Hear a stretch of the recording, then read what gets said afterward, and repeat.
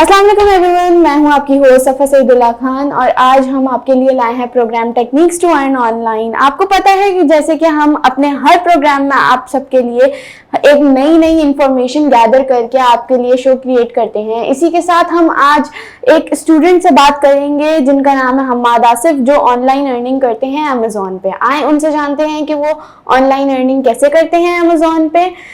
इसी के साथ हम अपने स्टूडेंट को वेलकम करते हैं। अस्सलाम वालेकुम। वालेकुम अस्सलाम। हम्माद, आपको ये अमेज़ॉन पर ऑनलाइन अर्निंग का ख्याल कैसे आया? सबसे पहले इसमें एक दो चीज़ें हैं कि मेरी जो है ना यूनिवर्सिटी स्टार्ट हो गई थी। तो यूनिवर्सिटी स्टार्ट होने के बाद ये था कि मैं ऑनलाइन अपना जॉब नहीं कर सकता था, लाइक 9 to 5। तो उस पर्सपेक्टिव से मैं सोच रहा था ऐसा क्या काम कर सकूं जो घर पे बैठ के भी हो जाए और लेस टाइम लगे और मेरी जो स्टडीज़ हैं वो डिस्टर्ब ना हो। तो उस पर्पस के लिए मैंने रिसर्च करना शुरू करी ऑनलाइन, फेसबुक पे, गूगल पे क्या कर सकते हैं। तो उस टाइम पे एक चीज़ थी अमेज़ॉन, जो लाइक वहाँ कोरोना के टाइम पे या थोड़ा सा पहले उस टाइम पे बहुत इसका क्रियास चल रहा था। तो उस टाइम मुझे ये चीज़ नज़र आई कि अमेज़ॉन पे काम कर सकते हैं। लेकिन अमेज़ॉन पे मैं जो काम करने का सोच रहा था वो एज अ सेलर या इन्वेस्टर बन के काम करने का सोच रहा था। लेकिन उस टाइम पे ये था कि इन्वेस्टमेंट, मुझे पता चली बहुत ज़्यादा इन्वेस्टमेंट है, तो वो मेरी कैपेबिलिटी के बाहर थी, वो चीज़ मैं नहीं कर सकता था। तो बाद में एक दो चीज़ें और पता चली कि हम इसकी सर्विस भी प्रोवाइड कर सकते हैं और अच्छा खासा अमाउंट डॉलर्स में हम सैलरी की सूरत में या सर्विसेज दे के हम अर्न कर सकते हैं। तो फिर यहाँ पे मुझे ये पता चला कि एक्सट्रीम कॉमर्स है और इनेबलर्स है जो कि ऑनलाइन जो है कोर्सेज प्रोवाइड कर रही है, जो कि फ्री ऑफ कॉस्ट है स्टूडेंट्स के लिए, जिसको वर्चुअल असिस्टेंट भी कहते हैं। हाँ बिल्कुल ऐसा ही है। वर्चुअल असिस्टेंट के कोर्सेज थे जो अमेज़ॉन से रिलेटेड थे, वो मैंने देखना शुरू करे तो मुझे वहाँ पे काफ़ी चीज़ें अंडरस्टैंड होना, मतलब क्लियर होना शुरू हुई। उसके बाद कुछ पेड कोर्सेज भी करे, लेकिन वो paid courses just like for a reason कि मुझे घर पे बैठ के मैं काम कर रहा था तो मुझे डिफ़िकल्टीज़ आ रही थी कि मैं सॉर्ट आउट कैसे करूँ, क्योंकि मसले ये टेक्निकल मसले हैं, तो इसमें मसले मसाइल आते हैं जो कि काम करते करते होते हैं। लेकिन फिर ये है कि मैंने जो पेड कोर्सेज करे उसमें मेरे कॉन्टैक्ट्स काफ़ी डेवलप हुए और उसके साथ फिर मेरा काम जो है ना स्टार्ट हुआ। एंड वहाँ से मुझे काफ़ी ये हेल्प मिली कि मेरे कॉन्टैक्ट्स थे, तो मुझे जहाँ पे भी मैं फंसता था वहाँ पे मैं अपने कॉन्टैक्ट्स को यूज़ करते हुए उसको मसले को रिजॉल्व कर लेता था। तो आप हमें ये बताएं कि आपने ये स्टार्ट जब करा तो उससे पहले आपने कोई ट्रेनिंग ली थी, कोई कोर्स आपने सीखा था? हाँ, ये है कि ऑनलाइन मैंने बीबीसी और इनेबलर से कोर्सेज करे थे, जो कि तकरीबन मेरे 2 महीने में ख़त्म हो गए थे, लेकिन फिर भी मुझे कॉन्फिडेंस नहीं आ रहा था काम करने का। तो फिर उसके बाद पेड कोर्सेज करे एंड कॉन्फिडेंस डेवलप हुआ, फिर मैंने काम लाइक क्लाइंट के साथ काम करना शुरू कर दिया।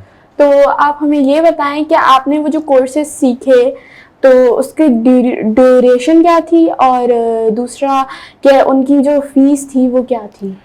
जो पेड कोर्सेज थे वो तकरीबन उसकी ड्यूरेशन थी 3 महीने की, और उसके जो प्राइस थी वो तकरीबन 42,000 या कुछ उस टाइम पे थी, शायद अभी ज़्यादा होगी। तो लेकिन ये है कि पेड कोर्सेज मैं रिकमेंड नहीं करता, क्योंकि ऑनलाइन जो है ना नॉलेज ज़्यादा इतनी पड़ी हुई है कि आपको ज़रूरत नहीं है कोई पेड कोर्सेज की तरफ जाने की। अगर वहाँ से नहीं, जहाँ से मैंने बताया है वहाँ से नहीं, तो यूट्यूब पे भी इतने सारे चैनल्स हैं जो कि आपको वो सिखा देते हैं ये कोर्सेज, मतलब क्या कैसे करना है, टेक्निकल काम है, थोड़ी बहुत चीज़ें वो पता चल जाती हैं, कोई इतना हार्ड एंड फास्ट रूल नहीं है। तो आप जो हैं वो ये कितना टाइम हो गया आपको अमेज़ॉन पर काम करते हुए? मुझे अप्रॉक्स तकरीबन 2 साल तो हो गए। 2 साल हो गए हैं। तो आप कितना अर्न कर लेते हैं मिनिमम? लाइक अभी मैं 1 लाख तक क्रॉस कर लेता हूँ, थोड़ा सा इससे ज़्यादा ही हो जाता है, लेकिन जो फिक्स अमाउंट मेरे पास आ जाता है वो 1 लाख तक तो एटलीस्ट हो ही जाता है। तो आप जो ये अर्निंग करते हैं, जैसे 9 to 5 जॉब्स होती हैं, तो आप ज़रा हमें ये बताएं कि आप कितना मतलब अपना इनपुट देते हैं पर डे, कितने आवर्स आप काम करते हैं? Like as compare to 9 to 5, उसमें तो पूरा दिन बंदा जॉब करता है और फिर उसके बाद बहुत छोटा सा अमाउंट उसको मिलता है। यहाँ पे ये है कि मैं कभी काम करता हूँ, कभी नहीं भी करता, और कभी करता हूँ तो 2 घंटे, 1 घंटा, या कभी करता हूँ तो पूरा दिन भी निकल जाता है। लेकिन मोस्टली ऐसा होता है कि मुझे ज़्यादा टाइम इन्वेस्ट नहीं करना पड़ता, ऑटोमेटिकली सारी चीज़ें हो रही होती हैं। ये सिस्टम जो भी है सारा अमेज़ॉन का, वो ऑटोमेशन बेस्ड है, तो वो चीज़ें खुद ब खुद हो रही होती हैं, जस्ट हमें देखना होता है और चीज़ें चेक करनी होती है, मॉनिटर करना होता है।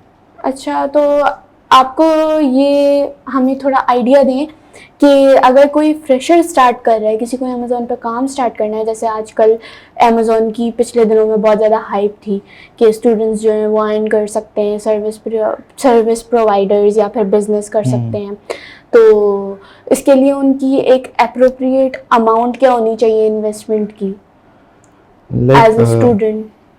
एज ए स्टूडेंट एक तो ये है कि पेड कोर्सेज स्टूडेंट्स के लिए काफ़ी सारे हैं जो फ्री ऑफ कॉस्ट उनको मिल जाते हैं, तो वो कोर्सेज सबसे पहले करें।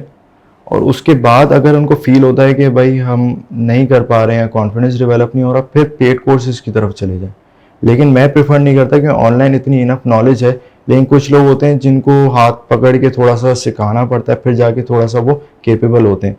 तो उसके लिए मैं बोल दूंगा कि आप अगर 50,000 भी रखो अपने पास, तो आप ये है कि अपने ऊपर इन्वेस्ट करने के लिए रखो, तो आप काफ़ी कुछ सीख जाओगे।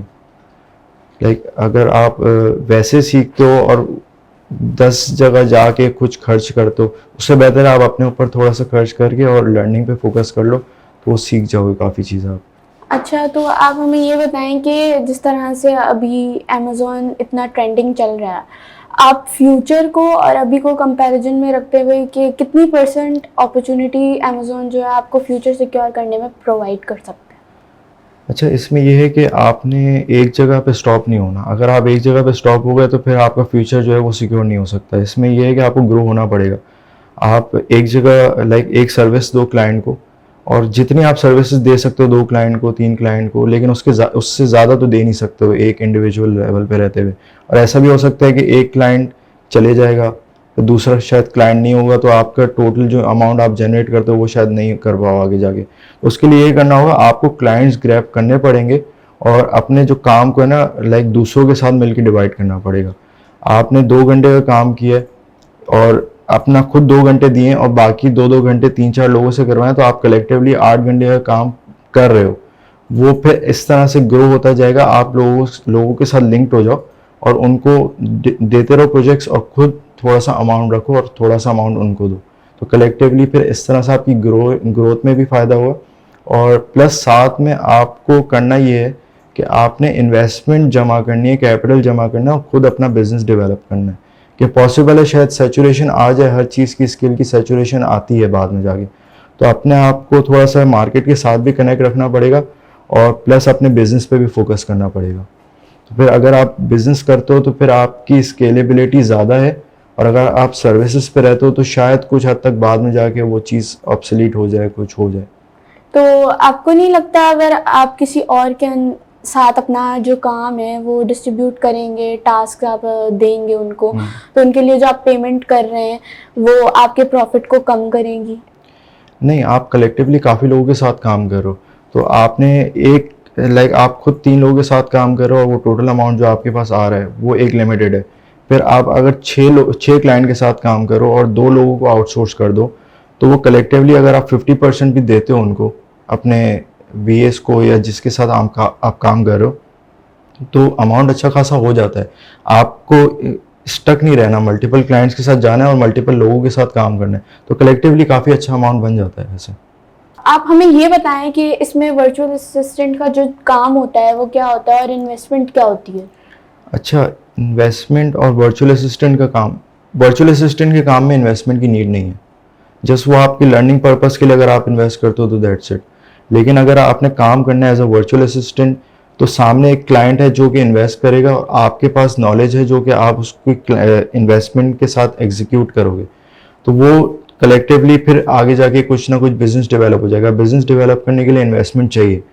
देन उसके बाद आपके जो आप अगर इन टर्म्स ऑफ कमीशन काम करते हो क्लाइंट के साथ, इन टर्म ऑफ सैलरी काम करते हो, तो आपके पास जो कैपिटल जमा होता रहेगा ना, वो आप कैपिटल जमा करो और उसके बाद फिर अमेज़ॉन पे या दूसरी ई कॉमर्स मार्केट प्लेसेस पे काम करो, जो अराउंड $2,000 तक आप लगाओ तो एक अमाउंट बन जाता है, जो कि अराउंड 30% 25% ऑनलाइन कामों में बनता है। तो ये $250 के आसपास जो है ना अमाउंट आपका बन जाएगा अगर $2,000 भी आप लगाते हो तो। अच्छा, तो हमाद आप हमें ये थोड़ा सा बताएं कि इंफॉर्मेशन बेस्ड चीज़ के बारे में कि बीए जो है वो उसका रोल प्ले क्या होता है, वो थोड़ा क्या काम करता है, इस चीज़ को थोड़ा इजीली वे में डिस्क्राइब करें कि ऑडियंस जो है वो इजीली समझ सके हमारी। अच्छा, बीए का जो मतलब है वो वर्चुअल असिस्टेंट है। तो वर्चुअल असिस्टेंट जो है वो ज़रूरी नहीं है कि अमेज़ोन पे काम करता है। वर्चुअल असिस्टेंट यानी कि वर्चुअली कोई भी जॉब उसको दो आप वो करेगा। लेकिन अगर हम अमेज़ोन से रिलेटेड बात करें तो अमेज़ोन पे नॉर्मली जो वर्चुअल असिस्टेंट का काम होता है वो बिज़नेस डेवलप करना होता है। वो बिज़नेस डेवलप करने के मल्टीपल मॉडल्स हैं, जो कि एक है पीएल जो प्राइवेट लेबल है, आप अपना ब्रांड डेवलप करते हो। दूसरा मॉडल है ऑनलाइन आर्बिट्राज, आप कहीं से भी परचेज करके आपको अगर सस्ता पड़ रहा है वो आप अमेज़ोन पे हाई प्राइस पे सेल करके वहाँ से प्रॉफिट बना सकते हो। एक तीसरा ऑप्शन होता है होलसेल, जिसमें आप ब्रांड्स के साथ ऑथराइजेशन लेते हो और उस ब्रांड्स का जो चलता हुआ जो सेलिंग आइटम होता है वो सेल करते हो। तो उसमें ये क्या है, पहले आपने जो मॉडल है उस मॉडल पे सबसे पहले जो है ना हंटिंग तीनों मॉडल्स पे होती है। तो जो रोल होता है वो हंटिंग का तो हर रोल में आता है, जो काम आता है ना वीए का वो हंटिंग है। हंटिंग बहुत डिफिकल्ट है, उसमें टाइम कंज्यूम भी बहुत ज़्यादा होता है, पूरा पूरा दिन आपका लग जाता है। और उसके बाद आपका प्रोडक्ट जो है ना अमेज़ोन पे लिस्ट करना, अमेज़ोन पे लिस्ट करने के बाद शिपमेंट्स क्रिएट करना, होलसेलर से ले रहे हो या कोई रिटेलर से ले रहे हो तो आपको शिपमेंट्स क्रिएट करनी है कि अमेज़ोन के वेयर हाउस तक सामान पहुंच जाए। आपको बीच में 3PL का भी यूज़ करना है, जहाँ पे आपके प्रोडक्ट की लेबलिंग होगी अकॉर्डिंग टू अमेज़ोन, उसकी पैकिंग होगी, वो आप सामान पैक वैक करवा के लेबल्स लगा के शिपमेंट लेबल्स लगा के वो अमेज़ोन के वेयर हाउस भिजवा देते हो। फिर आपको प्राइस के साथ वहाँ पे खेलना है, प्राइस क्या होनी चाहिए क्या नहीं होनी चाहिए, आप वहाँ कॉम्पीट करते हो दूसरे सेलर्स के साथ। उसके बाद पीएल की अगर स्पेसिफिकली बात करें तो वहाँ पे आपके पास ऑप्शन होता है पीपीसी का, जिसमें आप मार्केटिंग करते हो। तो वो भी बीए का रोल है मार्केटिंग। पीपीसी जो है ना मार्केटिंग के डिपार्टमेंट में आती है, जो कि एक बहुत बड़ा रोल है और इसकी अलग से भी जॉब्स होती हैं, पे पर क्लिक जिसको हम बोलते हैं। वहाँ पे पीपीसी के जो ऑप्शंस हैं वो थोड़े से इजी भी हैं किसी चीज़ में और किसी चीज़ में डिफ़िकल्ट भी है। तो उसमें आपके पास नॉलेज बहुत अच्छी होनी चाहिए, आपको एसईओ की नॉलेज थोड़ी सी हो या थोड़ी सी लाइक पे पर क्लिक की नॉलेज हो। तो इस तरह से आप करके पे पर क्लिक एंड देन मार्केटिंग भी इसी में हो गया और बाकी ब्रांड बिल्डिंग भी इसी में आपका आएगा। और दूसरा प्रोडक्ट हंटिंग हो गया, सोर्सिंग हो गया। एंड इवन अगर पीएल पे हम काम करते हैं तो चाइना से हमें सोर्स करना पड़ता है, तो चाइना में सप्लायर्स ढूंढने हमें पड़ते हैं, वहाँ पे बार्गेनिंग करनी पड़ती है, मल्टीपल सप्लायर से सामान लेके उसको टेस्ट करवाना होता है कि कौन सा प्रोडक्ट जो हमने मतलब 3-4 लोगों से मंगवाया है वो कौन सा जो है ना उस पर लाइक उस मार्क पे उतर रहा है कि वो चीज़ सही है कि नहीं है, कोई फॉल्ट तो नहीं है उस पर।